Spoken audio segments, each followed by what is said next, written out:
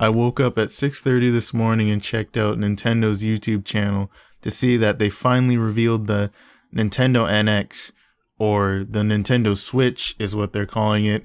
And let me tell you, the moment I saw Skyrim, I was pretty sold on it. I can finally play games on the go, like console quality games, something that the PS4 and Xbox One don't really offer unless you're like a certain distance away or whatever. But yeah, I can play Skyrim on the go. I can play Skyrim when I'm nowhere near home, Skyrim on the airplane, Skyrim when I'm out, etc., etc. People can bring their Nintendo Switches together and have some fun, even though it doesn't seem that likely.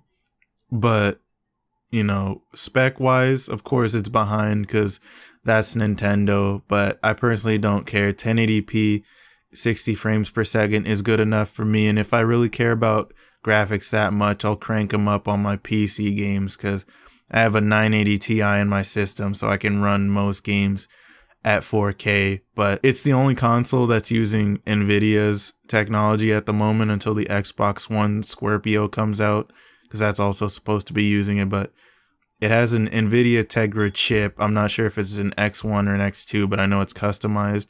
It would be nice if it was an X2, because they said it was supposed to be similar to like the newest Nvidia GPUs. So I'm hoping that's an X2. Nintendo better not be lying.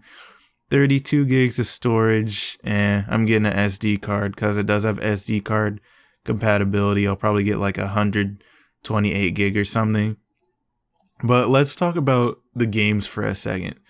They showed off some content from Mario Kart that I didn't see in Mario Kart 8. Like King Boo was in there. And then they had a stage from Mario Kart Wii that wasn't in Mario Kart 8. So I'm kind of curious about that. And I saw what looked like Splatoon 2, a bunch of people in a stadium watching people play Splatoon 2. Those were some lucky people. They I don't know how they managed to keep that secret. That's probably where all the leaks were coming from.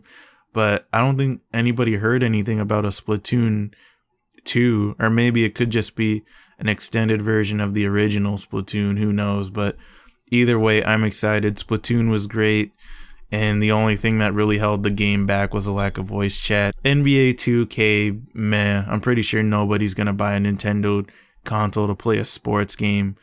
But let's talk about Skyrim though, because that was the reason that sold me in the first place, me being able to play Skyrim on the go. Dude, that's amazing, and I feel like this console could be really successful if third parties actually support it. But that's actually where I want to talk about some of my concerns. I feel like battery life may be an issue on this thing, and I also feel like since the other consoles are like jumping right to 4K, like going from 1080p to 4K instead of like 1440p, developers will probably be like, why are we working on this weak console? Like, why are we going 4K, or why are we not going 4K? I'm sorry.